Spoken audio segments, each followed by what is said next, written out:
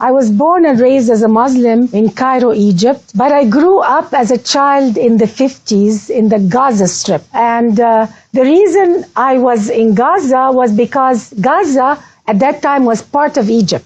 I attended Gaza elementary schools where we learned hatred, vengeance, retaliation.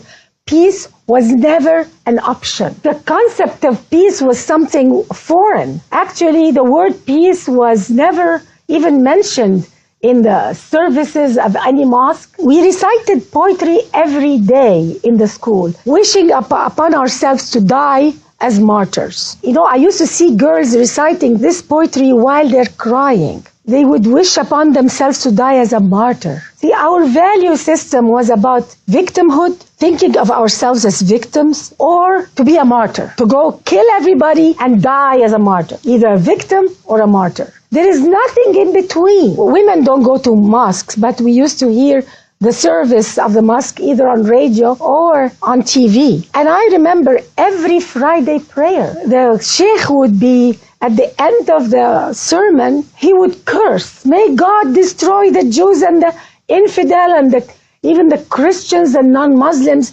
And he would call non-Muslims the enemies of Allah. If you grow up with cursing as a form of prayer, it can feel and sound normal. Hatred can be normal because who am I to judge? I never noticed that this is not holy. So this is how I grew up. 22 Arab countries did everything they could to make life impossible for Israel to exist. The Arab League forbade absorbing the so-called Arab Palestinians, rejected to give them citizenship in any Arab country. So you could see a Palestinian born in Cairo, for instance, and never get the citizenship and die in Cairo.